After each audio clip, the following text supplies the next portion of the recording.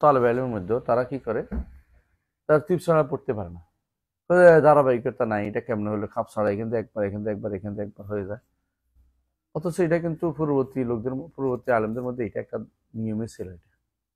এটা দেখবেন যে আপনি আগের কার আলেমরা বলে যাচ্ছে একখান থেকে আরেকখানে চলে যাচ্ছে, ইস্তেতরাত বলে আমরা এখন এটাকে, ইস্তেতরাত বলি আরবিতে, মানে একখান থেকে আরেকখানে চলে যাওয়া আলোচনা। এটা এলমের কারণে হয় ইস্তেতরাতটা, অথবা তাদের একটা বিশেষ উদ্দেশ্য ছিল যেটা আমরা বুঝতে পারিনি কিভাবে আলোচনা গেছে। তো এই কারণে বর্তমানে যে নিয়মটা আমরা ফলো করি সেটা হচ্ছে তারতিব করতে হয়। এলমের তারতিব দেওয়া একটা কাজ। গবেষণার কাজ কি? গবেষণার কাজ দুইটা, একটা হচ্ছে তারতিব দেওয়া, একটা হচ্ছে অন্বেষণ করা, বহাস করা। এটা হলো অনুসন্ধান করা, একটা হলো কি তারতিব দেওয়া বা ধারাবাহিকতা মিলানো। দুইটার কাজে জরুরি। কখনো কখনো এই জিনিস নাই, আমাকে বের করতে হবে, কখনো আছে, সুন্দর করতে হবে। গবেষণার কাজে দুইটা, বুঝে আসছে কথাটা? তো এটা গবেষণার ইয়াতে এসে আমরা যেহেতু অভ্যস্ত হয়ে গেছি তারতিবে, সেহেতু তারতিব অনুসারে আমরা, ওনার বইটাকে তারতিব দিয়েছে আমাদের একজন শেখ, নাম হচ্ছে খালেদ ফৌজি আব্দুল হামিদ হামজা, মুদাররিস দারুল হাদিস আল খাইরিয়া মক্কা মুকাররম। মক্কাতে এটা দারুল হাদিস আল খাইরিয়া এটা ছিল আগে আহ, অনেকটা ইয়ার পাশে, আজিজিয়ার একটু আগে জায়গায় ছিল, পাহাড়ের উপরে। আমি গেছি, বিশেষ করে শেখ জামিল জাইনুর সাথে দেখা করতে গেছিলেন। জামিল জাইনু ওর নাম। হ্যাঁ, শেখ জামিল জাইনু। তো ওখানে দেখছি আর কি মাদ্রাসাটা। আর ওখানে আমাদের এক ফ্রেন্ড এখানে পড়াতো, বাংলাদেশি, কিন্তু ওখানে থাকতো আগে থেকে, তো ওখানে পড়াতো সে। এই জন্য ওখানে দেখতে গেছিলাম। ওখানে দারুল হাদিস ফাইজিও আছে সাথে মিলানো। এটা এগুলো সবগুলো একসাথে করে ফেলছে বা দূরে সরাই নিছে, এটা যতটুকু শুনছি। জায়গা হয় না আর কি, ভাঙার ভিতরে পড়ে গেছে এই জন্য। ওখানে উনি ওখানে থাকতে এইটা একটা একটা কাজ করেছেন। এই কাজটা স্মরণীয় হয়ে থাকবে। এই তারতিব দেওয়া কঠিন কাজ। কারণ তারতিবে কঠিন কাজ কেন, এই কথা যে এই জায়গায় আসবে, এটার কি হেডিং হতে পারে, হেডিংটা কোন জায়গায় আসবে, এটা নির্ধারণ করতে হচ্ছে। আমি এটা দেখে আরো দুইটা তারতিব আছে এই কিতাবে, তারতিব দেখে আমি নিজের মতো একটা সাজিয়েছি তারতিব। কিন্তু আমি এটা পছন্দ করতেছি পড়ানোর জন্য, আর ওইটা আমি নিজে ব্যাখ্যার জন্য ওইটা তারতিবটা আমি নিব পরে। এই তারতিবটা এই ইনশাল্লাহ আমরা পড়ে দেখব। এখানে যেই এই পদ্ধতি অবলম্বন করা হয়েছে, এটা হচ্ছে প্রথমেই তিনি মানহাজ উল্লেখ করেছেন, মানে কিভাবে আকীদা গ্রহণ করতে হয়। প্রথমে এটা নিয়ে আসছে এই কথাগুলো, কিভাবে আকীদা গ্রহণ করা হবে। তারপরে আকীদার মূল সাবজেক্ট হচ্ছে ইমান, ইমানে আলোচনা করেছেন একটা বিরাট অংশ নিয়ে। তো তিনি ইমানের ভিতরেই আবার মানহাজগুলো নিয়ে আসছেন শেষের দিকে। তারপরে ইমান বিল্লাহ আনছেন, ইমান বিল তাওহীদুল ইলাহিয়া আনছেন, তাওহীদুল আসমা সিফাত আনছেন, ইমানুল মালাইকা। অর্থাৎ আপনি বলতে পারেন যে যেই তারতিবে ইমা এই জিবরিল আলাইহিস সালাম বলেছেন, সেই তারতিবে তিনি এখানে এটা নিয়ে আসছেন। এটা খুব আলহামদুলিল্লাহ বেশি সময় লাগবে না আশা করি আমাদের পড়তে। আমরা বুঝে নিব, সাথে ব্যাখ্যার দরকার আমি করবো ইনশাল্লাহ। কিন্তু আমরা আগে পড়বো বারবার। কেউ কেউ আর মুখস্থ করেছে, এটা মুখস্থ করতে পারে ভালো, এই তরতিব অনুসারে মুখস্থ করলে বেশি ভালো, এই তরতিব অনুসারে মুখস্থ করলে বেশি ভালো। তবে পরীক্ষা করে দেখছি তাদের ছোট্ট বক্তব্যের ভিতরে কখনো কখনো এক একটা জায়গা, দু তিন জায়গায় আসে ইমাম তহাবির বক্তব্য। ধরেন মাবায়াসুল ইমান যেমন আসবে, রুবুবিয়াতে যেমন আসে, আসমা সিফাতে আসে, এরকম আছে, বুঝে আসছে? আসমা সিফাতে আসে। আবার মানহাজ আলাদা করা দরকার ছিল, আলাদা করে নাই, এখানে করলে ভালো ছিল। মানহাজ কেন, আকিদা ও মানহাজ দুটো ভিন্ন জিনিস। তো সেই হিসাবে ব্যাখ্যা আমি এটা করেছি, এটা আলাদা করেছি, দেখা যাক এটা সুন্দর কোনো বেরোবো। কোনোটা ডবল আসতে পারে, এইখানে যেমন দরকার হতে পারে ইমানের মধ্যে, তেমনি এটা আবার ইমান বিল মালাইকের মধ্যেও আসতে পারে, ইমান বিল কুতুবের মধ্যেও আসতে পারে। তো এই হিসাবে এইটা এই তাকরার দিয়ে আনাটা দরকার আছে ক্রম আলোচনার জন্য। তো সেইভাবেও আমার একটা আলোচনা, আপনারা জানেন যে একটা আলোচনা এর মধ্যে এই তারতিব অনুসারে আমার একটা ব্যাখ্যা আছে। কোথায়?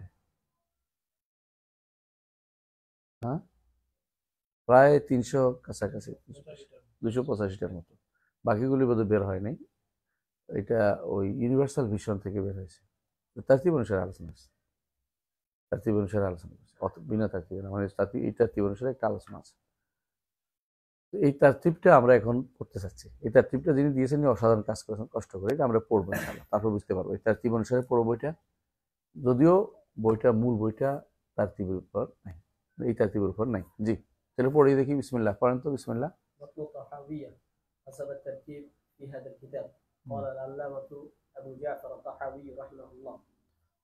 আল্লামা শব্দটি অর্থ কি? হুম হুম আল্লাহ আল্লাহ না, আল্লামা শব্দের অর্থ কি? এমনি তাটাকে কি বলা হয়? তা মুবালাগা, তা মুবালাগা। ইলমের ক্ষেত্রে যিনি বেশি জানেন তাকে আল্লামা বলে। আমি জানি না আল্লামা এই লকবটি কখন চালু হয়েছিল। আমরা এই লকবটা খুব একটা বেশি দেখতে পাই না। সাহাবীদের যুগও নাই, তাবিদের যুগও নাই। এরপরে কখন যে এটা চালু হলো, এটা খুঁজে দেখার বিষয় রয়েছে, খুঁজে দেখার বিষয় রয়েছে। অনেক লকব, আলকাব, আলকাবের উপরে আমার ওস্তাদ যে আবু সাইফ আল জোহানি, মোহাম্মদ আবু সাইফ আল জোহানি, ওনার একটা বই আছিল আলকাব আলা ইলমিয়া।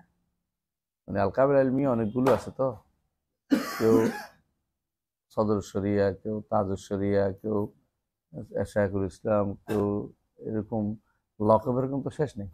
আলকাব ইলমিয়া, আবার আলকাবুল উমারাও আছে কিছু। হ্যাঁ, আমিরদেরকেও আমির বলে, কেউ মালিক বলে, কেউ এই জাতীয় বিভিন্ন ইয়ে আছে, স্তর বিন্যাস আছে। আলকাব ইলমিয়ার উপর একটা বই আছে। এটা আল্লামা কখন চালু হয়েছে আমি জানি না, তবে আমি মনে করি যে এটা ইমাম তাহাবী বলে নাই, ইমাম তাহাবী বলে নাই। ওই সময়ে এই লকবটা খুব একটা প্রসিদ্ধ ছিল না। আল্লামা আবু হানিফা কেউ বলেন, ইমাম আবু হানিফা বলছে। খেয়াল করেন, ইমাম তাহাবী বলতো। আমাদের যে চিরাচরিত যে শব্দটি হলো ইমাম, হ্যাঁ, ইন্নী জাআলুকা লিন্নাসি ইমামা। তো দ্বীনের নেতৃত্বের ক্ষেত্রে ইমাম শব্দটি খুবই প্রসিদ্ধ একটি শব্দ।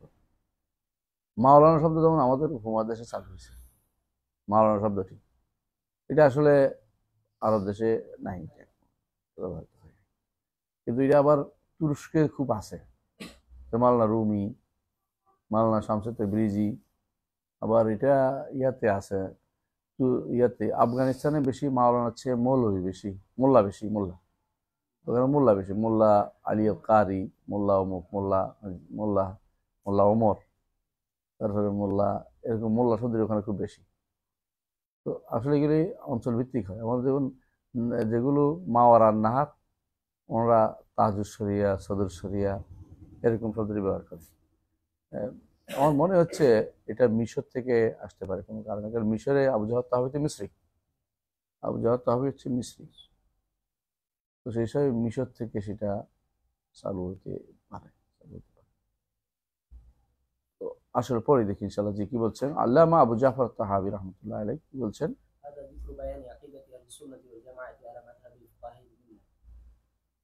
এখানে বর্ণনা করা হবে আহলে সুন্নাত ওয়াল জামাতের আকীদা আলা মাযহাবি ফুকাহাইল মিল্লাহ। আশ্চর্য হচ্ছে আকীদা কিভাবে মাযহাবের উপর চলে আসে।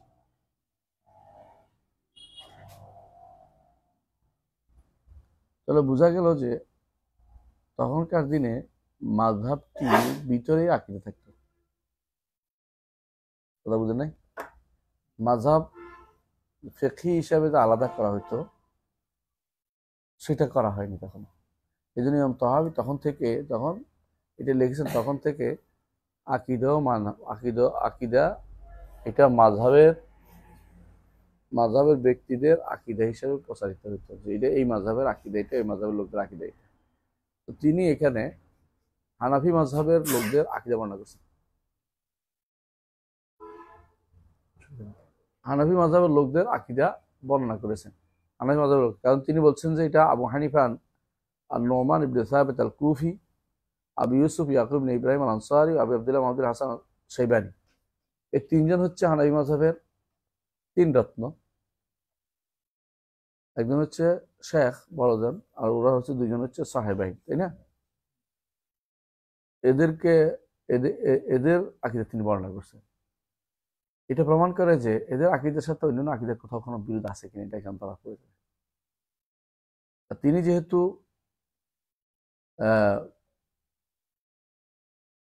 মুতাকাদ্দিমিনদের একজন, তখন বোঝা যাবে যে এখন এই মতভেদটা যদি এখানে থাকে, এটা অনেক আগ থেকে শুরু হয়েছে বোঝা যাবে। যেমন ইমানের কিছু কিছু মাসালার মধ্যে মতভেদ কিন্তু এখানে পাবেন আপনারা, এগুলো খুব প্রাচীন। এগুলিকে যেগুলি মিল আছে, এর অর্থ হচ্ছে এগুলির সাথে অন্যদের মিল অর্থ হলে এগুলির সাথে আর কোনো মতভেদ দরকার নেই। এটা প্রমাণ করবে যে আকীদার ক্ষেত্রে কিছু মাসালার ক্ষেত্রে হানাফিদের সাথে অন্যদের কিছুটা কি বেমিল বহুত আগে হয়ে গেছে। এটা ভালো দিক হচ্ছে ইমাম তাহাবী রহমতুল্লাহ আলাইহি আবু হানিফার আকীদা বর্ণনা করেছেন, তিনি ইবনে কুল্লাবের আকীদা বর্ণনা করেননি। ইবনে কুল্লাব মারা গেছেন কত 243 বা 44, 243-44 ইবনে কুল্লাব, আব্দুল্লাহ ইবনে সাঈদ ইবনে কুল্লাব। তার ছাত্ররা যারা, তাদের ছাত্র হচ্ছে ইমাম আশআরী এবং ইমাম মাতুরিদি। ইবনে কুল্লাবের ছাত্রদের ছাত্র হচ্ছে আশআরী এবং মাতুরিদি। এটা বুঝতে পারছি? সরাসরি ছাত্রত্ব তারা গ্রহণ করতে পারেনি। ইবনে কুল্লাবের সময়টা ছিল ইমাম আহমদের সময়। ইমাম আহমদ ছিলেন, তিনি হাদিস এবং কোরআন অনুসরণ করে জবাব দিতেন, দ্বীনের জন্য লড়েছেন এবং এই ব্যাপারে সত্যিকারে জিহাদ করেছেন। ওই সময় আব্দুল্লাহ ইবনে সাঈদ ইবনে কুল্লাব তিনি লড়েছেন যুক্তি দিয়ে। আব্দুল্লাহ ইবনে সাঈদ ইবনে কুল্লাব রাহিমাহুল্লাহ তিনি যুক্তি দিয়ে লড়েছেন, যুক্তি দিয়ে। তিনি হাদিস দিয়ে কোনো নড়েন নাই। তার কোনো বই গ্রহণযোগ্যতা পায়নি, এখন আর কোনো বই নাইও। কিন্তু তিনি যে চিন্তাধারা লিখে গেছেন সে দ্বারা প্রভাবিত হয়েছে দুটি মাদ্রাসা। একটি হচ্ছে আশআরী মতবাদ, আরেকটি হলো মাতুরিদি মতবাদ। তো এখন হয়তো বলতে পারেন যে দুটি একরকম হলো কি করে? কারণ দুইটার যে একই রবিব, মানে একই মায়ের দুধ পান করেছে, দুইটাই তো মূল এক। এটা কোনটা? ইবনে কুল্লাব। এই জন্য আশআরী আলাদা হয়ে যাওয়ার পরেও তারা এটাকে আশআরী মতবাদে চালতে কোনো অসুবিধা হচ্ছে না, কারণ তারা মনে করে এই মানহাজের একটা লোক ছিলেন আশআরী যে ভিন্ন হয়ে গেছে তাদের কোনো ক্ষতি মনে করতেছে না। কথা বুঝছো? আর মাতুরিদি তিনি এই আকীদার উপরেই ছিলেন, মানে যেটা এখন তার আকীদা আছে, তিনি পরিবর্তন হয়েছেন, কোনো প্রমাণ নেই। আমরা আশআরী ব্যাপারে বলি যে তিনি শেষ জীবনে ফিরে আসছেন, অনেক কিছুতেই ফিরে আসছেন। প্রমাণ হচ্ছে তার 3টা বই, আল ইবানা, একটা হচ্ছে মাকারাতুল ইসলামিন, একটা হচ্ছে আল লুমা। এই 3 কিতাবের মধ্যে তিনি অনেক কিছুতেই ফিরে আসছেন। তবে কিছু বাকি ছিল, সত্য কথা। একবার পুরোপুরি আসছেন বলা যাবে না। কিন্তু আল ইমাম আল মাতুরিদি তার মধ্যে আরো কিছু বেশি মারাত্মক জায়গা দেখা দিয়েছে। এটা হলো শুধু ইবনে কুল্লাবের চেয়েও খারাপ হয়েছে। ইবনে কুল্লাব 7টা সিফাত সাব্যস্ত করতেন। ইবনে কুল্লাব আল্লাহকে আরশের উপর সাব্যস্ত করতেন, উপরে সাব্যস্ত করতেন,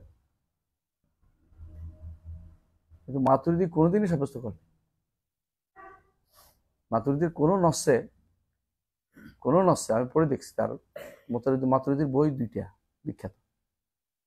একটা হচ্ছে তাওহিলাত আহলে সুন্নাহ, আর হচ্ছে আত-তাওহীদ। 2টা বই বেশি বিখ্যাত, আরো অনেক বই আছে এগুলি পাওয়া যায় না।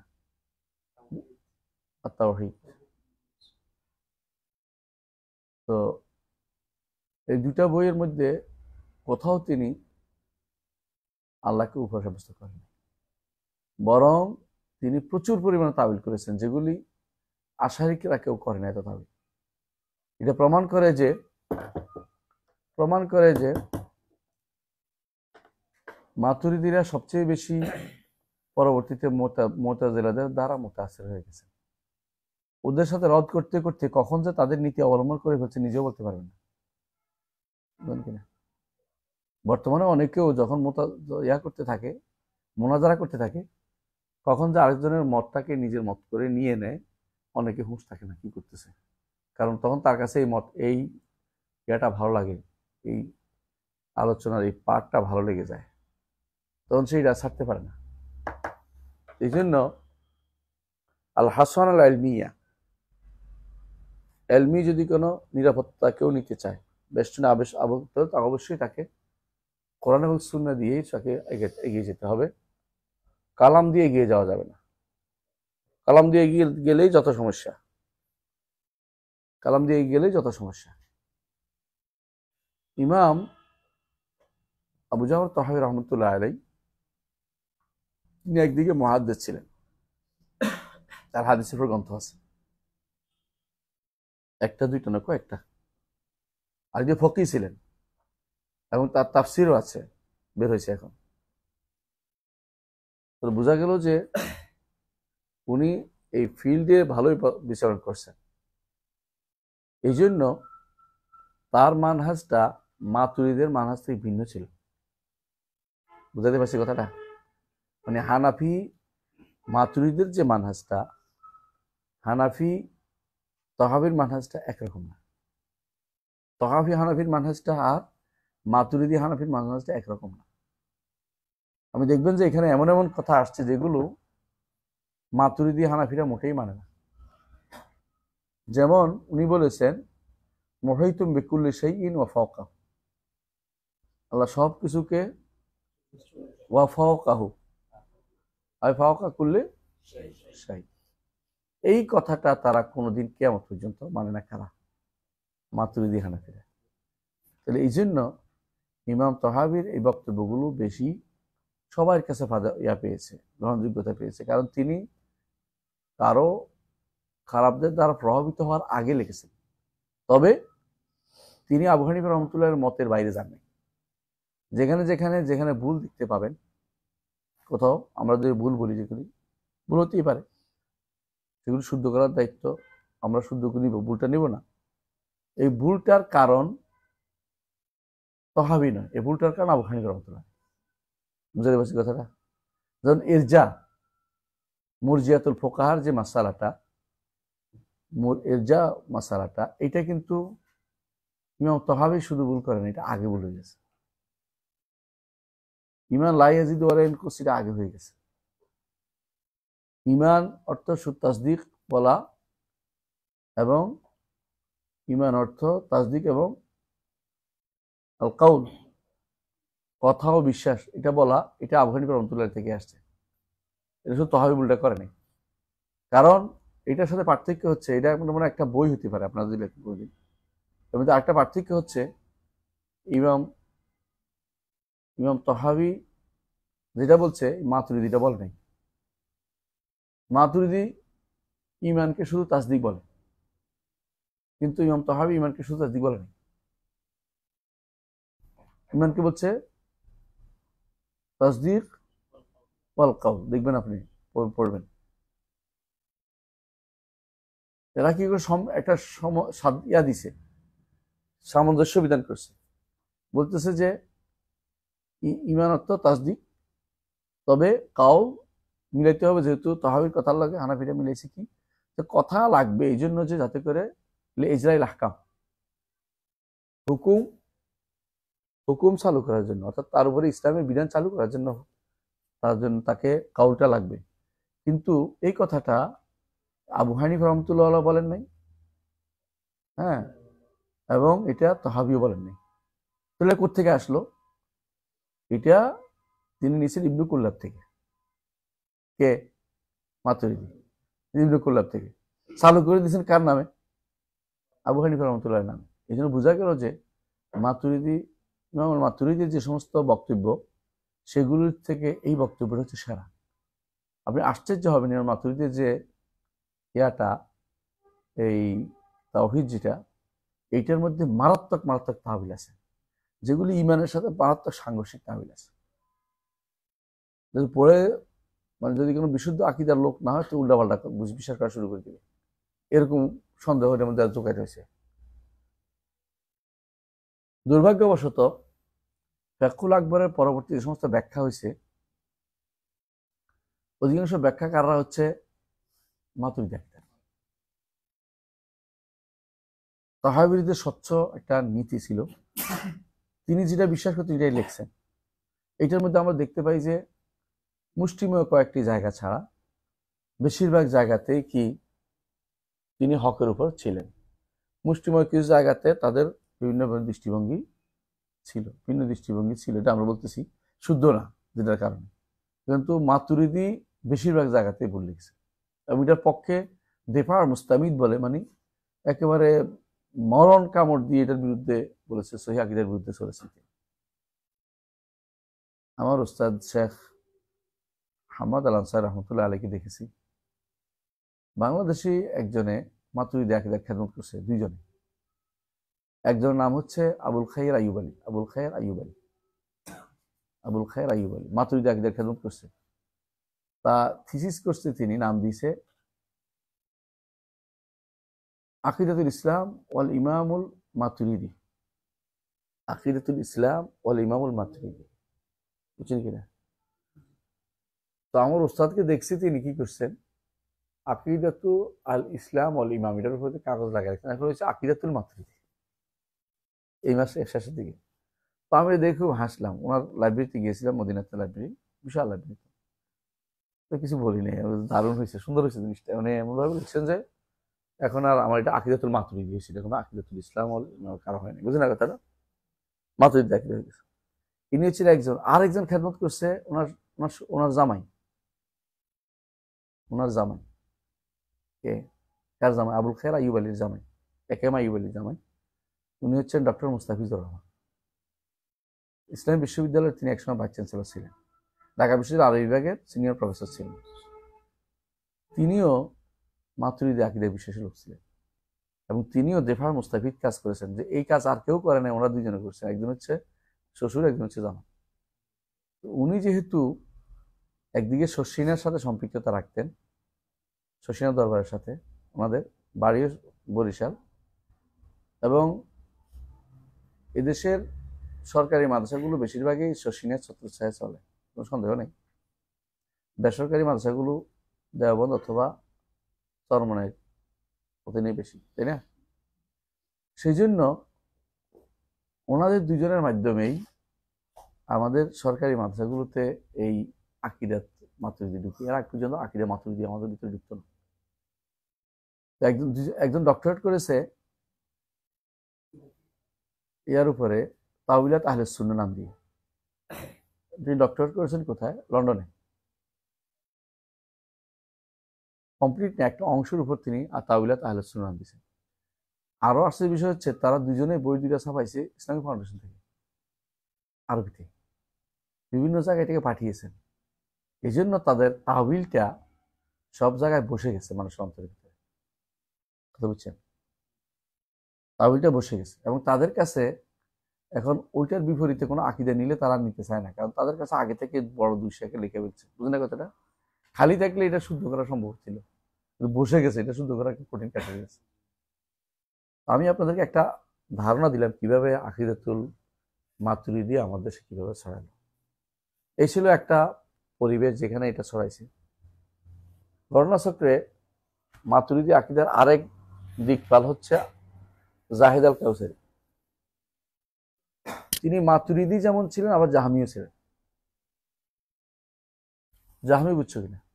অর্থাৎ মাতুরিদি আকিদা সরাসরি অনেক কথা বলে নাই। তারা বলছে আল্লাহর কালামে নাফসি তাফসির কথা বলে, আল্লাহর কালাম সম্পর্কে কথা বলে গেছে। সরাসরি এই কোরআনকে আল্লাহর বাণী নয় এটুকু তারা কোনোদিন স্পষ্ট উচ্চারণ করে নাই। এই কোরআন আল্লাহর বাণী নেই, এটা বলতো না। কিন্তু জাহিদ আল কাউসারি তিনি এই কথাটা স্পষ্ট করে গেছেন যে এই কোরআন তো আল্লাহর বাণী না। এই কথাটি এখন আমাদের দেশের অমুক তমুকরা অমুক বিন তমুকরা বলতেছে এই কোরআন আল্লাহর বাণী না। আল্লাহর বাণী কই? আল্লাহর বাণী আল্লাহর কাছে। এটা কি? এটা আল্লাহর বাণীর বর্ণনা।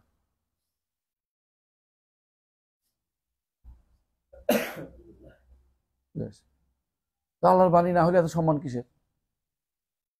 আল্লাহর বাণী না হলে আল্লাহর বাণীর কোরআনের সম্মান কেন? তাদের নিকট আল্লাহর বাণী শব্দ হইতে পারে না, আল্লাহর বাণীর কোনো আওয়াজ থাকতে পারে না, বর্ণ থাকতে পারে না। বর্ণ আর আওয়াজ দুটোই হাদেস। এই জন্য এই জাতীয় কথা কিন্তু আগেকার ইমামরা স্পষ্ট এইভাবে বলতো না। তারা বলতো যে হ্যাঁ বর্ণ থাকতে পারে না, কিন্তু এটাকে কোরআন না, এটা বলতো না। এখন মানে আরবরা বলে ইয়াকদি আলাল মারই ফি আইয়ামি মেহনাতিহি ফায়ারা হাসানান মা লাইসা বিল হাসান। মানুষ অনেক সময় পরীক্ষার সময় এমন জিনিস ভালো মনে করে চালু করে দিচ্ছে, এটা আসলে ভালো না, মনে করছে ভালো। ফায়ারা হাসানান মা লাইসা বিল হাসান। এখন এই মানুষগুলো এটার অনুসরণ করে যাচ্ছে, মনে করছে এটাই ঠিক, কিন্তু এটা যে ভুল। আগে যে অনেকে এটা স্পষ্ট বলতো না, কারণ তাদের কথার সাথে আর মুতাজিলাদের কথার মধ্যে আসলে কোনো পার্থক্য হয় না। এই জন্য এরাও বলে এই কিতাব কোরআনে কারীম আল্লাহর মানি না, তো এটা কি? এটা মাখলুক। পার্থক্য কি? আল্লাহর কালামকে মাখলুক বলে না কারা? মাতুরিদীরা। আর মুতাজিলারা কালামকে মাখলুক বলে। কিন্তু কোরআনকে, এই কোরআন আমাদের কাছে যেটা আছে এটাকে এরাও মাখলুক বলে, ওরাও মাখলুক বলে। মাতুরিদীরাও মাখলুক বলে, মুতাজিলারাও মাখলুক বলে গেছে আগে। তাহলে এই জায়গায় এসে কিন্তু দুই এক মিলে গেছে। হ্যাঁ, দুই নাহার একসাথে হয়ে গেছে। মাজমাউল নাহরাইন মাজমাউল বাহরাইন হয়ে গেছে, মাজমাউল বাহরাইন হয়ে গেছে। আমি কি কথাটা বুঝাইতে পারছি এতক্ষণ ধরে? এটা বুঝলে কিন্তু সহজে অনেক কিছু আপনাদের কাছে স্পষ্ট হয়ে যাবে যে কোত্থেকে কি আসছে। এখানে আমরা তিনি যেগুলো উল্লেখ করেছেন, এগুলো তিনি উল্লেখ করেছেন আকিদা আলা মাযহাবে ওয়াকাহিল মিল্লাহ। এখানে মাযহাবের চেয়ে বড় কথা হলো তারা কোন দিকে গেছেন সেটা। এটা ফিকহি মাযহাব হিসেবে উল্লেখ করা হচ্ছে না, কিন্তু তারা এই মতের মধ্যে ছিলেন, এটা বলার উদ্দেশ্য। তাদের মাযহাব অনুসারে এই আকিদা, তাদের মতে এই আকিদাগুলি হচ্ছে বিশুদ্ধ, কিন্তু ফিকহি মাযহাব উচ্চারণ হচ্ছে না। আচ্ছা, কি হচ্ছে এটা বলতেছেন, ওমা ইয়াতাখিদুনা মিন উসুলিদ্দীনি বিহি রাব্বুল আলামিন।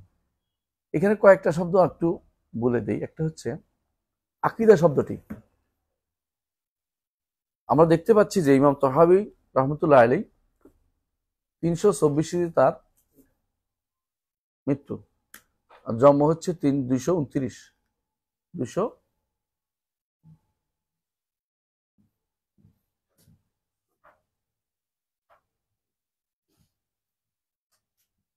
প্রায় 100 বছরের কাছাকাছি বাচ্চেন। ওই সময় এই শব্দটা প্রচুর প্রচলিত ছিল, আকিদা শব্দটি। দেখতে পাচ্ছেন তো, এটা ওনার বক্তব্য, কিন্তু আমরা কোনো এটা বদলাই না কিছুই।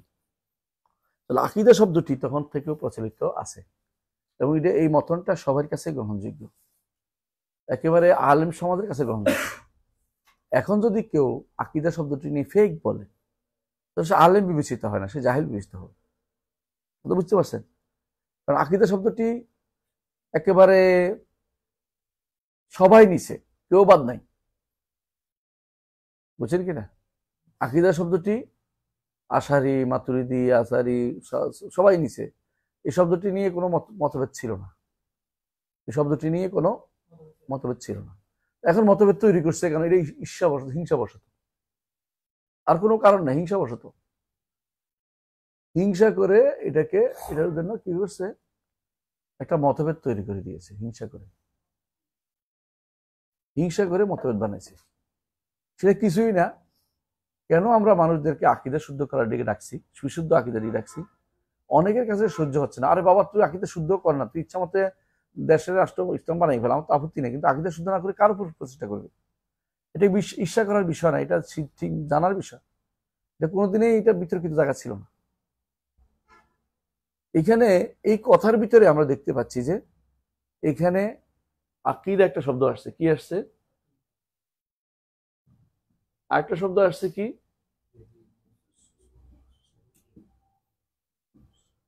আমরা এই এই অল্প ক্ষুদ্র জায়গার মধ্যে আমরা দেখলাম যে এই দুটি শব্দ তারা কিসের জন্য ব্যবহার করতো? আকিদার জন্য। একটা আকিদা, একটা উসুলুদ্দিন। আমরা কিন্তু আগেই বলেছি সালাফরা কিন্তু এই শব্দ দুটি থেকে বাদেও তারা অনেক শব্দ ব্যবহার করছে। একটা কি ছিল?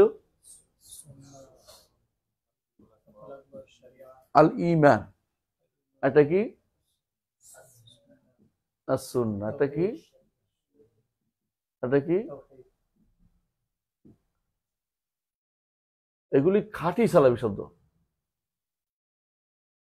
এই ফন্নের জন্য, এই বিষয়ের জন্য, এই সাবজেক্টের জন্য এগুলি একেবারে খাঁটি সালাফি। কথা বুঝাতে পারছি? আর দুইটা শব্দ আছে কমন। একটা কি? আকিদা কমন, বুঝছেন তো? এরাও ব্যবহার করছে, আশাইরা ব্যবহার করছে, সুন্নাহ ব্যবহার করছে, মাতুরিদি ব্যবহার করছে, কমন সবাই। উসুলুদ্দিন ও কমন ব্যবহার করতে হয়েছে। এজন্য উসুলুদ্দিন এখানে আমরা পাইছি কি? উসুলুদ্দিন আছে না? উসুলুদ্দিন। উসুলুদ্দিন আবার উসুলুদ্দিন ব্যবহার করছে, আশাইরা ব্যবহার করছে, আশাইরা ব্যবহার করছে। কোথায়? এটা তো উনিও করছে, আশারি করছে। আবার এটা আরেকজন করছে আল ইবানা। হ্যাঁ, ওখানে উসুলুদ্দিয়ানা একটা আছে, মানে উসুলুদ্দিন ব্যবহার করছে। আবার এটা ব্যবহার করছে ইমাম বাকিল্লানি, উনি ব্যবহার করছে। উসুলুদ্দিন আবার ব্যবহার করছে আব্দুল কাহের জুরজানি, বাগদাদি বাগদাদি বাগদাদি উনি ব্যবহার করছে। জুরজানি না, বাগদাদি উনি ব্যবহার করছে। ওস্তাদ আবু মনসুর আল বাগদাদি উনি ব্যবহার করছে উসুলুদ্দিন নাম দিয়ে। তাহলে বোঝা গেল এটা একটা, এই দুটো হচ্ছে কমন। আকিদা এবং উসুলুদ্দিন হচ্ছে কমন। কমন হওয়ার কারণে অনেকের কাছে এটা হয়তো মনে করছে আকিদা ঠিক, কিন্তু আকিদা কিন্তু সব ব্যবহার করছে। উসুলুদ্দিনও কমন ছিল, কিন্তু অথচ উসুলুদ্দিন নিয়ে ইবনে তাইমিয়া রাহমাতুল্লাহ সমালোচনা করছে। কেন সমালোচনা করছে বলতে পারবি? কারণ আকিদার বেশিরভাগ উসুল হলেও শরীয়তের কিছু উসুল আছে, শরীয়তের মধ্যে তো কিছু উসুল আছে। যেমন সালাত, যাকাত, সওম, হজ, এগুলি তো আকিদার বিষয় না, কিন্তু উসুলুদ্দিনের বিষয়।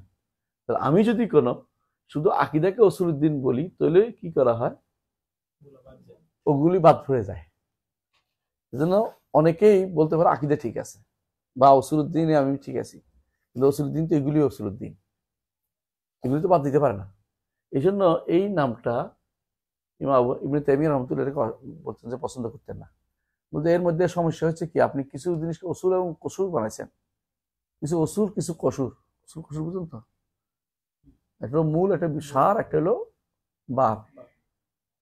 সার আর বার, বুঝেন না? কাঠের মধ্যে তো। এবং এই যে ভাগটা করছেন, এটা ঠিক করেন নাই। এই ভাগটা প্রথম শুরু করছিল কারা? মুতাজিলারা। এখনো এই ভাগটা মানুষের ভিতরে, মুতাজিলা নাম নাই কিন্তু ভাগটা রয়ে গেছে। মানুষ মনে করে যে কোনটা আসল, কোনটা নকল, না কোনটা অদরকারি, গুরুত্বপূর্ণ না। এখন অনেকে মনে করতেছে যে ধরেন এক একজন এক এক কাছে, কেউ বলছে গাঁটি নিয়ে বের হলে আসল উসুলুদ্দিন, আর আমরা দাওয়াতের কাজ করতেছি, এটা হচ্ছে ফুরুদ্দিন, বুঝলেন নাই? তাদের কাছে। এজন্য তারা বলে যে ব্যক্তি আলেম তার লাগবে 3 চিল্লা, আর যে ব্যক্তি জাহেল তার 1 চিল্লা যথেষ্ট। 1 সাল না, 1 সাল 12 মাস। আচ্ছা। আবার আরেক দল মনে করতেছে যে মূল হচ্ছে রাষ্ট্র কায়েম করা, এগুলি হচ্ছে কসুর। কথা বুঝতে পারছি? আমরা যেগুলি করতেছি, একদল নাম দিছে একামতের দিন, একটা খেদমতের দিন। উম্মতের মধ্যে ভাগাভাগির সমস্যাটা আসছে কোথেকে? মুতাজিলাদের চিন্তা ভাবনা থেকে আসছে। এই ভাগটা তো এইভাবে ছিল না, ভাগ ছিল এইভাবে যে আকীদা ও শরিয়া, আখবার আহকাম, আখবার ও আহকাম, কথা বুঝে আসছে? এই ভাগটা ছিল। উসুলউদ্দিন ফুরু এই ভাগটা ছিল না, কারণ সবখানেই কি আছে? উসুল আছে, সবখানেই ফুরু আছে। আকায়েদের মধ্যে কিছু কিছু ফুরু আছে, কিছু কিছু ফুরু আছে। একেবারে ফেরেশতারা উত্তম না, মানুষ উত্তম, ফুরু। তাহলে আপনি উসুলউদ্দিন বলে এইগুলি উসুল বানাই ফেলছেন সবগুলিকে। কথা বুঝাইতে পারছি? এই কিছু মাসাইল দেখবেন যে আপনি সবখানে কিছু ফুরু আছে, কিছু উসুল আছে। হ্যাঁ, আকীদার মধ্যে বেশিরভাগই উসুল, আর আগলাবিয়ার কারণে হয়তো কেউ কেউ আলেমরা উসুলউদ্দিন নাম দিয়েছেন, কিন্তু উসুলউদ্দিন এই ভাগটা ইবনে তাইমিয়া রাহমাতুল্লাহ পছন্দ করেন নাই। এখানে আমরা দুইটাই দেখতে পাচ্ছি, এই জন্য আমি কথাটা আলোচনা করলাম। বুঝে আসছে কথাটা? আরেকটা শব্দ বলছে আহলুস সুন্নাতি ওয়াল জামা। দেখা যাচ্ছে আহলুস সুন্নাহ ওয়াল জামা একটা প্রাচীন নাম, সবচেয়ে প্রাচীন নাম, সবচেয়ে প্রাচীন নাম হচ্ছে আহলুস সুন্নাহ ওয়াল জামা। এবং আহলুস সুন্নাহ ওয়াল জামাটা প্রাচীন নাম, এটা আপনাদের সাথে আলোচনা করে দেখিয়েছি, লেখাছিলাম না একদিন। এবং এটা সাহাবীদের মধ্যে থেকে আসছে, তাবেঈদের মধ্যে, ইমামরা বলছে, শব্দটা প্রচুর পরিমাণে ব্যবহৃত হয়েছে। এর বিপরীতে আহলুল হাদিস শব্দটা আরো হাদিস, আরো পরে, মানে এটা আসছে আহমদ ইবনে হাম্বলের, ইমাম শাফির যুগে আসে, এটা প্রসার লাভ করেছে ইমাম শাফির যুগে। এর আগে দুইটা ভাগ হয়ে গেছিল মালিকের সময়, একটা কি আহলুল হাদিস, আহলুর রায়, এটা ছিল ফিকহি ভাগ, আকীদার ভাগ এটা হয়নি তখন, ফিকহি ভাগ ছিল। ফিকহের মূল নীতি নিয়ে ভাগের কারণে আহলুর রায়, আহলুল হাদিস হয়েছিল, আহলুল আসার রায়, আহলুল আসার বা হাদিস হয়েছিল। এটা কোনো ফিকহিয়া ছিল না, আকীদার ভাগ ছিল না। এই জিনিসটা না জানার কারণে অনেকে বলবে আহলুল হাদিস তো বহুত পুরান, না, ওইটা ফিকহি ভাগ ছিল, আকীদার ভাগ ছিল না। এরপরে আকীদার ভাগ আসছে। গরম বেশি, জানলা খুলে দেন,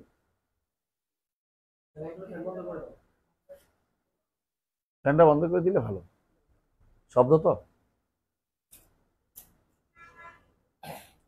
তো যেটা বললাম, তাহলে আহলুল হাদিস, এটা কি বললাম, আহলুর রায়, আহলুল হাদিস, এই ভাগটা আকীদাগত ছিল না, ফিকহি কারণে ছিল যে কে কোত্থেকে নিবে, কে কি ফরদিয়াত মাসলা নিবে কি নিবে না। আবু হানিফা রাহমাতুল্লাহ এবং তার ছাত্ররা, কুফার মানুষরা ফরদিয়াত মাসলা নিত। ফরদিয়াত বুঝেন? ভবিষ্যতে আসতে পারে, ইফতরাদি, ফিকহুল ইফতরাদি বলে, যে যদি এটা হয় তাহলে এটা উত্তর, যদি এটা এটা উত্তর। আর আইতা লাউ কানা কাযা লাকানা হুকমুহু কাযা, আর আইতা, এই জন্য তাদেরকে বলে আর আইতিউনও বলা হইতো, রায় জন্য, রায় ব্যবহার করার কারণে, এগুলো উদ্দেশ্য। কিন্তু যারা মক্কা মদিনায় ছিল তারা বলতো যে ঘটুক, তারপর দেখা যাবে, আল্লাহ ওই সময় নতুন করে লোক জোগাড় করে দিবে। ভালো, এটা একটা ভালো, ওইটাও একদিক দিয়ে ভালো যে কিছু জিনিস তারা সহজ করে দিয়েছে। কিন্তু সমস্যা হচ্ছে ওই সমস্ত এমন মাসলাও আসছে হয়তো যে মাসলা কিয়ামত পর্যন্ত আরেকবার ঘটবে কিনা আমরা জানি না, বলেন এমন কিছু আসছে। এগুলি ফিকহের কারণে হয়েছে এই মতবাদটা, আকীদার কারণে মতবাদটা ছিল না, এই দুইটা ভাগ ছিল না। তো আকীদার কারণে এই ভাগটা কখন আসছে? যখন মুতাজিলারা এসে যায়, তখন দেখা গেছে ওই সময়ে বেশিরভাগ যারা বিশুদ্ধ আকীদা ছিল তারা আহলুল হাদিস আহলুল রায় ছিল। ওই সময় ফিকহের যারা ছিল বেশিরভাগ এই মুতাজিলা হয়ে গেছিল। এর কারণ কি? কারণ হচ্ছে ক্ষমতা, রাষ্ট্রীয় ক্ষমতা। রাষ্ট্রীয় ক্ষমতা তখন ছিল হানাফিদের হাতে। তারা ছিল কাজী, তারা ছিল বিচারক, তারা ওইটি বিভিন্ন মুহতাসিব, বিভিন্ন লেখক, বিভিন্ন দায়িত্ব তারা ছিল। আর ওরা ছিল মুতাজিলা, হানাফি এবং মুতাজিলা। এই কারণে জামাখশারী মুতাজিলা এবং হানাফি, ইবনে আবি দুয়াদ মুতাজিলা কাজী এবং হানাফি, যিনি ইমাম আহমদকে পিটাইছে, মারছে, মুতাজিলা এবং হানাফি। বিশাল মাররিসি মুতাজিলি এবং হানাফি, কথা বুঝছেন? কিন্তু যারা গোষ্ঠী দ্বন্দ্বে যায় না তারা এদেরকে দেখতে পারে না, যা মুতাজিলা গেছে হানাফি হয়ে লাভ নাই। আর যারা গোষ্ঠীদ্বন্দ্ব পছন্দ করে যে আমার যত হইলো আমারই ফোলা, হ্যাঁ সন্দেহজনক হলো হানাফির ঠিক রাখি, তখন তারা মুতাজিলাদেরকেও সাথে নিছে এবং ভুল পথের যারা আছে তাদেরকেও সাথে নিছে। আমি কি বুঝাতে পারছি? ঘুমাবেন না কেউ? আমি তো ঘুমাই নেই, আপনারা ঘুমাচ্ছেন কেন? চলে না 12টা, সময় কমে গেছে না, এই জন্য ওইটা নিভে গেছে, ঘুমাইতে বলতেছে সেবাব। যেটা বললাম, তাহলে আমরা দেখতে পাচ্ছি যে একটা ইতিহাস আমাদের বুঝতে হবে জিনিসটা। তাহলে এই কারণটা এখানে যে এরপরে কেন হানাফিরা এদিকে চলে গেল। হানাফিরা তখন কি হচ্ছে, প্রচুর পরিমাণে ক্ষমতার কারণে এটাকে প্রচুর পরিমাণে প্রসার করেছে। আমাদের দেশে একজন মাত্র উপদেষ্টা হয়েছে, বুঝে যাচ্ছে কথাটা? তাতেই তিনি সব জায়গায় তার লোক ফিট করছে। এমনকি ওয়াইসি ফিক একাডেমিতে জিতে যারে ওই দলের লোক, আগে কোনোদিনই এরকম কোনো কাজ করে নাই। ইসলামিক ফাউন্ডেশন বা বাইতুল মোকাররমের খতিব কোনোদিনই কোনো কমি মাথা থেকে হয়নি। কারণ এটা পদ, এটা একটা ভারী কি আছে, এটা প্রফেসরের নিচে দেওয়া হয় না। এর আগ পর্যন্ত সবসময় এটা মাদসালিয়া থেকে দিত। এখন সর্বপ্রথম তিনি ক্ষমতা এসে এটাকে পুরো উল্টে দিয়ে ঘুরে দিচ্ছেন। এটা বুঝছো কিনা? সরকারি মাদ্রাসা থেকে বেসরকারি মাদ্রাসা, বেসরকারিতে চলে গেল। বুঝেন না কথাটা? এটা এই সর্বপ্রথম এই অঘটনটা ঘটছে। এর আগ পর্যন্ত এটা ছিল না। সবসময় এটার একটা ছিল, মর্যাদা ছিল বাড়তি একটা, যেটা একটা স্ট্যান্ডার্ড একটা মর্যাদা বড় জিনিস আছে। এই জন্য তারা অনেক কথাই বলতো না যেগুলি সমাজে ক্ষতিকর, ভুল হবে, ভুল বুঝাও যে এমন কোনো মাসলা তা দিত না। গোষ্ঠীদ্বন্দ্ব যারা বিশ্বাসী তারা এগুলিকে পছন্দ করে, যে এরকম কিছু পাইলে আমরা একদিনে সব দুনিয়া। এটা আমি সবার কথা বলতে পারি, সবারই এরকম নীতি আছে, যারা এটা করতেছে তো সবাই করতেছে এরকম কাজ, যে আমি আমার লোক দিয়ে সেট করে ফেলব। কিন্তু এখানে অথেন্টিসিটি জিনিসটা অনেকেই খেয়াল করে না। যাক আলাকুল হাল, আমি লম্বা করে আলোচনা করছি এই জন্য বোঝানোর জন্য যে মা আবু জাফর তাহাবী রহমতুল্লাহ আলাই এই ফিতনা থেকে বাইরে ছিলেন। বুঝছেন? 324 মারা গেলেও মুতাজিলাদের বিরুদ্ধে তিনি ছিলেন। এই জন্য শেষে, একদম সব শেষে তিনি মুতাজিলাদের বিরুদ্ধে কথা বলেছেন এক জায়গায়। কোন জায়গায়? এটা তাকদীরের মাসআলায়। তাকদীরের মাসআলায় তিনি মুতাজিলাদের বিরুদ্ধে কথা বলেছেন।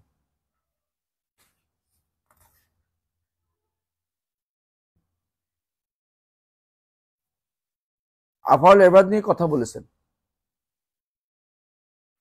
কিন্তু দেখবেন অনেক জায়গাতেই এরা মুতাজিলাদের বিরুদ্ধে কথা বলতে পারে নাই। অনেক জায়গাতে এই মুতাজিলাদের বিরুদ্ধে কথা বলতে পারে নাই। ও এখানে বলছে 111 পৃষ্ঠায়, 111 পৃষ্ঠায়, 111 পৃষ্ঠায় দেখেন, ফাহাজা দীনুনা ওয়া ইতিকাদুনা যাহিরান ওয়া বাতিনান। দেখছেন? ওয়া নাহনু বুরাআ ইলাল্লাহ তাআলা মিন কুল্লি মান খালাফা আল্লাযী যাকারনাহু ওয়া বায়্যানাহু ওয়া নাসআলুল্লাহ তাআলা আন ইউসাব্বিতানা আলাল ঈমান ওয়া ইয়াখতিমা লানা বিহি ওয়া ইয়াসিমানা মিন আহওয়াইল মুখতালিফা ওয়াল আরাইল মুতাফাররিকা ওয়াল মাযাহিবির রাদিয়া মিসল আল মুশাব্বিহা ওয়াল মু'তাজিলা ওয়াল জাহমিয়া ওয়াল কাদারিয়া। কথা বুঝছেন তো? তিনি জাহামিয়াদের থেকে আলাদা। জাহামিয়ারা সবচেয়ে বড় জাহামি হয়েছে কি কারণে জানেন? আল্লাহকে উপরে না মানার কারণে। তাহলে উনি এই দিক থেকে পিওর ছিলেন। এই জন্য এটার গ্রহণযোগ্যতার কারণ কিন্তু এটা। তবে কিছু জায়গাতে তার কিছুটা পদস্খলন হয়েছিল। ওইটা আমরা ইনশাআল্লাহ আলোচনার মাধ্যমে যখন আসবে তখন বলবো। এবং এটা আমি কিছু ব্যাখ্যার মধ্যে বলে থাকি, আমি যখন ব্যাখ্যা করি আমাদের ইয়াতে সিদ্দিক মসজিদে, তখন এখানে উল্লেখ করি। অনেকে এটা পছন্দ করছে, মানে সহ্য করতে পারতেছে না, কিন্তু জানা দরকার যে কোন জায়গাটা আমরা উনি ভুল করেছে, জানা দরকার। শব্দের মধ্যে সব কেউ না, কামেল না, সবারই কিছু না কিছু নক থাকতে পারে। তো এখানে যেহেতু তিনি প্রথম লিখেছেন, যে প্রথম লেখে তার কিছুটা থাকে। যে পরে লেখে সে আগেরটা থেকে শিক্ষা গ্রহণ করে ঠিক করে ফেলে, সংশোধন করে ফেলে, এটাই নিয়ম। এই জন্য ওনার এটাকে অত্যন্ত গুরুত্বের সাথে সব জায়গায় নিয়েছে, বিশ্বের বিভিন্ন দেশে এটা গুরুত্ব দিয়েছে। সমস্যা হচ্ছে একটাই, এটা তো মাত্তাত, মাত্তাত বুঝেননি, রাবার বুঝেন না, টানে ছেড়ে দিয়েছে, যে যেমনি পারছে এমনি টানার চেষ্টা করেছে, অর্থ না বুঝলে অপব্যাখ্যা করেছে, তো দেখেছে আর কোনোভাবে টানা যাচ্ছে না, অপব্যাখ্যা পর্যন্ত করেছে। মাতুরিদিরা এটা ব্যাখ্যা করেছে বেশ কিছু, হানাফিরা যে ব্যাখ্যা করেছে, সালাফিরা বা সালফে সালাইন, হানাফি হইয়া সালাফি ব্যাখ্যা করেছে, তিনি হচ্ছেন Ibn Abil Izz al Hanafi, Ibn Abil Izz al Hanafi, Ibn Abil Izz al Hanafi. এই ব্যাখ্যাটা ওনার মধ্যে, এটা পুরোটাই 3 খণ্ডে এই ব্যাখ্যাটা আছে, 2 খণ্ডে, আরেক খণ্ড আছে প্রশ্নোত্তর, শুধুমাত্র এটা উনি করেছেন সাজানোর জন্য, আরেক সুন্দর। কিন্তু যেই ব্যাখ্যাটা সবার নিকট সমাদৃত হয়েছে সেটা হচ্ছে ইবনে আবিল ইজ আল হানাফির ব্যাখ্যা। আর ইবনে আবিল ইজ আল হানাফি কে ছিলেন? হানাফি কাজী বিচারক। হানাফিরা তাকে অস্বীকার করে, হানাফি ছিল না, চিনে না, ও চিনে না, অচিনে না। তিনি যে চিনে না, এটা কারণ একটা কাজীকে অচেনা বলতে পারে না কেউ। সমস্যা হচ্ছে একটাই, তিনি ইবনে কাসিরের ছাত্র ছিলেন। আর ইবনে কাসির কার ছাত্র? সেই কথা বলতে গেলে হ্যাঁ অনেক কিছু চলে আসবে, এই জন্য আর বলবো না। আসলে তাহলে একটু পড়ি, তাহলে কি করছেন? হ্যাঁ, মোল্লা আলী কারির ব্যাখ্যাটাও মাতুরিদি ব্যাখ্যা। তবে মোল্লা আলী কারি মুহাদ্দিস হওয়ার কারণে অনেক জায়গাতে তিনি হকটাকে সাব্যস্ত করে নিয়েছেন, এবং তিনি মাতুরিদিরা বড় সমস্যা হচ্ছে শিরকের মাসালায়। মাতুরিদির নিকট আমলি শিরিক শিরিক না, এতে কাজে শুধু শিরিক। হাতেম আল আউনির নিয়ে খুশি কেন মাতুরিদিরা? সেও একই আকীদা বিশ্বাস করে। সালাহুদ্দিন এদলিবি নিয়ে খুশি কেন? সালাহুদ্দিন এদলিবি নিয়ে সেও একই আকীদা বিশ্বাস করে যে আমলি শিরিক শিরিক না। যতক্ষণ পর্যন্ত এই বিশ্বাস না করবে তিনি নিজে দিতে পারবেন, ততক্ষণ পর্যন্ত তার কাছে চাইলে কোনো শিরিক হবে না, কবরের কাছে চাইলে কোনো শিরিক হয় না। ততক্ষণ এই বিশ্বাস না করবে যে কবরওয়ালার এই ক্ষমতা আছে, এই তখন পর্যন্ত শুধুমাত্র তখন শিরিক হবে, শুধু চাইলে শিরিক হবে না। বুঝছেন কথাটা? এই নীতিটা অবলম্বন করার কারণে অনেকের কাছেই তার কেন তার এটাকে বলা হয় ওয়াফাকা শানুন তাবাকা, ওয়াফাকা শানুন তাবাকা। বুঝলেন?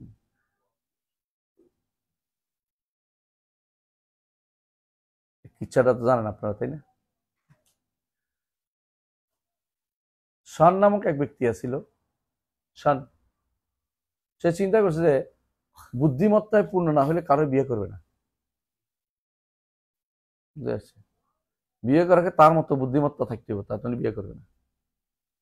তো একদিন সে বিয়ের সাথে কোথাও পাচ্ছে না, রাস্তার মধ্যে যাচ্ছিল, যাওয়ার সময় এক বেটারে পাইছে, বলতেছে ভাই আপনি আমার নিবেন না, আমি আপনার নিব। তোমার বাহনে তুমি, আমার বাহনে আমি আমি এটা কোন ধরনের কথা? এ একটা, বুঝে আসছে? দুজায় বলে যে ভাই এরা কি মরা মানুষ নিচ্ছে না জীবিত মানুষ নিচ্ছে জানেন কিনা, মানে লাশ দেখছে নিচ্ছে। হ্যাঁ, তুই বোকা নাকি? মরা মানুষ জীবিত মানুষ মানে মরা মানুষ দেখতে পাচ্ছি আমরা, বুঝছি বেটা তো আসলে বোকা। তো যাইতে তার কোথাও যাওয়ার পরে আরেকটা প্রশ্ন করছে, এটার উত্তর দিতে বেটা উল্টো ধমক দিচ্ছে, তুমি তো আস্তে ছাগল। তো বেটা কিছু মনে করে না, যে বেটা এটা বুদ্ধিমত্তার কথা বলছে, বেটা আসলে ওই বেটাই বোকা, যে বেটা বোকা বলছে এই বোকা। তো এই বেটার বাড়ির কাছে গেছে, কাছে রাস্তা থাকো, তুমি কই যাবে? আমার বাড়িতে থাকো। তো ভিতরে যাই দেখে তার মেয়ে আছে, তো মেয়েরে বলছে মা এখানে একটা ছেলে আসবে, লোক আসছে আজকে, একদম পাগল ছাগল, তো রাতের বেলা ছাড়ি নেই, সকালে তাকে বিদায় করে দেবো এবং কিছু খাবার দাবার দাও। তো বলছে পাগল কেমনি বুঝছো? তোমার বলে দিচ্ছি ঘটনাটা কি, বলো। আমি আসছিলাম, আমার বলছে আমার নিবে না, তুমি আমার না, আমি তোমার নেই। এটা কোনো পাগলের কথা না, আমার বাহন আমার, ওর বাহন ওর। না তুমি বুঝতে পারো না, ও বলতেছে তুমি গল্প করবো, গল্প করতে করতে যাবো কিনা, তুমি আমার গল্প করো না, আমি তোমার একটা গল্প শোনাবো, এটা বলছে। কথাই নাকি? তো ভালো কথা বলছে। হ্যাঁ, ওই যে মরা মানুষের কথা বলছে, এটা হচ্ছে এটা যে তারা এই মরা মানুষের দ্বারা উপকৃত হয়েছে কিনা, না নিজেরাও মরে রয়েছে, নিজেরা জীবিত হয়েছে কিনা ওর দ্বারা, না জীবিত হয়নি, না ওরাও মরে আছে, মরা সব, না ওরা সব জীবিত, কোনটা? এটা বলার উদ্দেশ্য ছিল। এটা তো বুঝিনি আমি। তাহলে বোঝা গেল বেটা তো বুদ্ধি আছে, তুমি যে বুদ্ধি নেই বলতেছো কেন? তো আমি তো বোকা। তো এবার নাম ছিল শান, বুঝছো তো? এখন বেটার মাইয়া, এই বেটার নাম ছিল তবাক। হ্যাঁ, তো মাইয়ার বাপ পরের দিন কয় যে আমার তবাকে বলছে তুমি নাকি ভালো ভালো কথা বলছো, এগুলি এত কথা তো আমি এটাই খুঁজতেছিলাম, আমি তো এরকম মেয়ে খুঁজতেছিলাম। এটা বলো ওয়াফাকা সনন তবাকা, বুঝছিস কথাটা? তো এরা কি করছে, হ্যাঁ, যখন দেখছে যে এটা মিলে গেছে তখন এটা তারা খুব খুশি, বুঝছো কেন? বুঝছো কোনটার কথা বলছি, কোনটার কথা বললাম?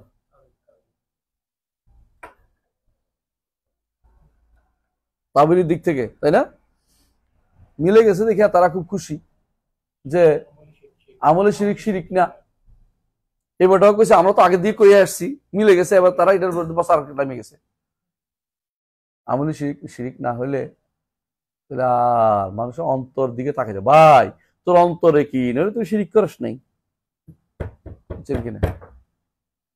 তাহলে আপনার মনে হবে যে কবর সিদ্ধা দিয়ে রয়েছে, শিরিক না তো কি, কবিরা গুনাহ।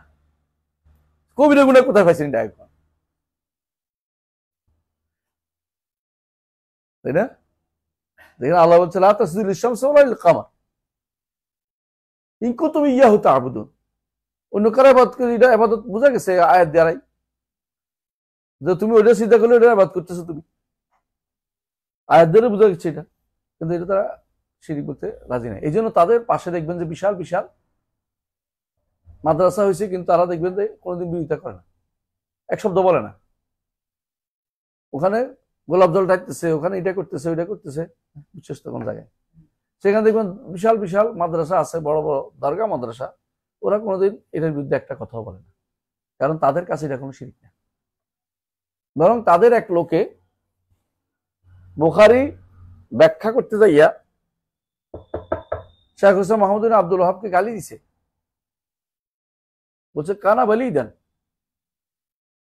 ইউকাফিরুন নাসা, তিনি মানুষ তাকফির করতেন। মিথ্যা কথা বলছে, তিনি কাউকে নির্ধারিত তাকফির না, কাফেরকে কাফের বলতে হয়, কাফেরকে ইমানদার বলবে তো গুনার কথা হবে। আমি কি কথাটা তখন বুঝাইতে পারছি আপনাদেরকে? এর অর্থ হচ্ছে যে এই জায়গাতে এরা মাতুরিদের যে ভুলটা, এটা মারাত্মক জায়গার ভুল। এটা কোনটা বড় জায়গার ভুল হচ্ছে কোনটা? তাদের শিরকে করেছি, তারা ভুল করেছে। অথচ মুতাকাদ্দিমিনরা এই জায়গাতে অনেক শিরক উল্লেখ করেছে হানাফিদের মধ্যে। এই জন্য একটা বই আছে আশিরক এন্ড দা ওলামাইল হানাফিয়া, বই আছে একটা, না ছোট বই, সুন্দর,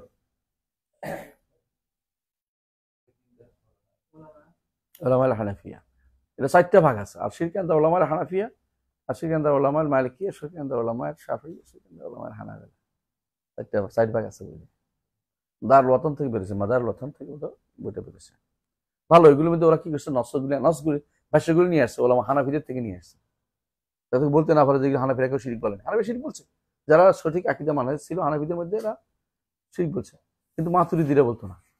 এজন্য মাতুরিদি হওয়া কোনোভাবেই গ্রহণযোগ্য না, কারণ তারা আকীদা মানহাজের সমস্যা, সব জায়গাতে সমস্যা, দুই একটা ভুল না, এটা এটা মারাত্মক ভুল।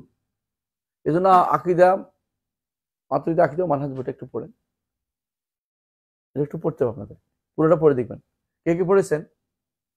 আলহামদুলিল্লাহ, একজন দুইজন। তুমি পড়ছো? পড়বা। আর কে পড়বে? তুমি পড়ছো? পড়বা, পড়তে হবে। আমি কষ্ট করে লিখবো, তোমার পড়বিও না, হয় না? কি রে, একটু ভালোবাসার মতো দেখাবে। তো আমরা আজকে এখানে থাকি না, ইনশাআল্লাহ সামনে আরো বিস্তারিত পড়বো। সুবহানাকাল্লাহু ওয়া বিহামদিকা আশহাদু আল্লা ইলাহা ইল্লা আনতা আস্তাগফিরুকা ওয়া আতুবু ইলাইক। আসসালামু আলাইকুম ওয়া রাহমাতুল্লাহি ওয়া বারাকাতুহু। হ্যাঁ বলেন।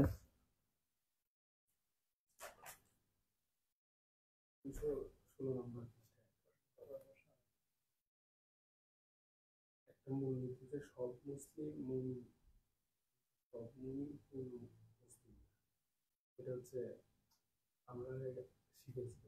আপনি বলছেন যে সব মুমিন পূর্ণ মুসলিম, কিন্তু সব মুসলিম পূর্ণ মুমিন না। এটা তো শুদ্ধ। কিন্তু আমাদের তো হুজুর একদম ভুল বুঝাইছে, ভুল শিখাইছে, ভুল শিখাইছে। যে মুসলিম